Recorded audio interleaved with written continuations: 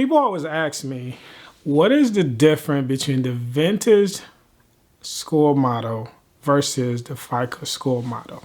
All right, let's talk about it.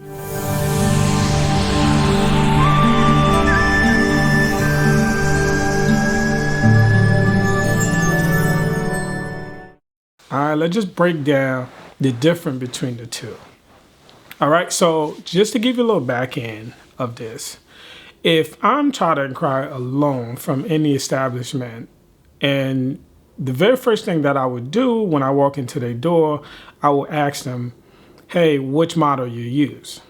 If for any reason they said the Vantage model, the very next thing I do is to work right out. Because I understand that the Vantage model is there to really work against me, meaning that higher APR, higher interest rate, and meaning higher payment, right? And here's why, right? Versus the FICO model, right? So there's a hint of reason why the Vantage model is only used 10% of the time around our industry, around the country, right? Versus the FICO model, which use at least 90 to 95%. More companies tend to use the FICO model. Why? Because it tends to be the more accurate, and it also tends to be the one that most people wants to deal with, okay? But the biggest difference between the two is really the ranges, okay, of the score, right? They both range from 300 to 850.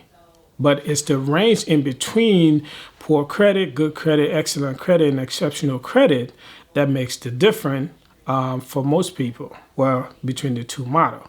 So understand one thing about the FICO model, there's 28 different scores, right, in terms of the model itself, right?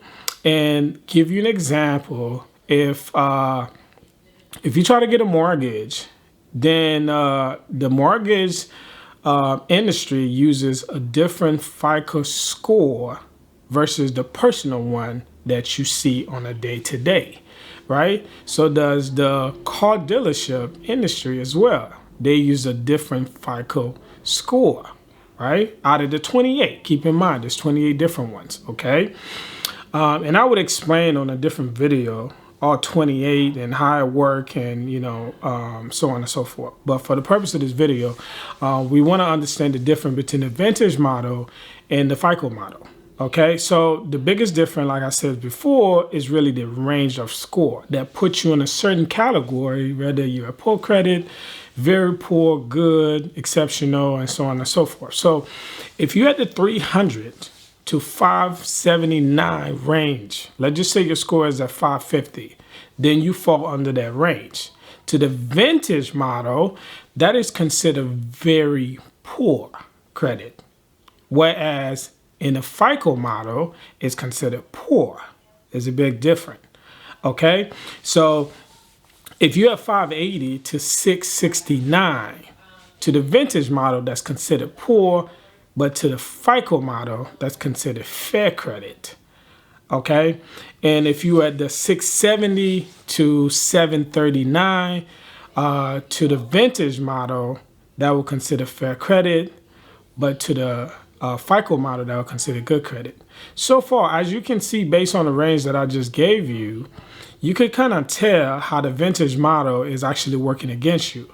Where, the FICO model, you would consider good if you had a certain range, but in the Vantage model, that would consider that would consider poor, would put you at a disadvantage, okay? So again, if you had the 800 to 850, then of course, exceptional and excellent, right? So this is the biggest difference between the two, right?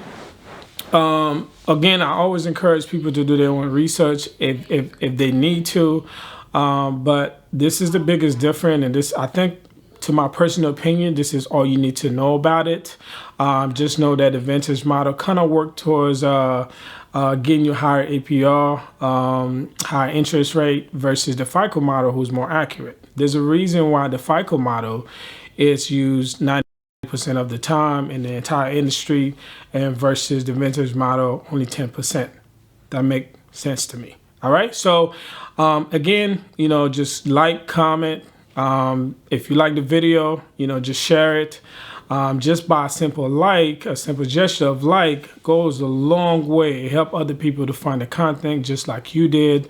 And if you like this content, please consider subscribe. It will definitely greatly help the channel to grow. All right. I appreciate your time. Thank you for listening.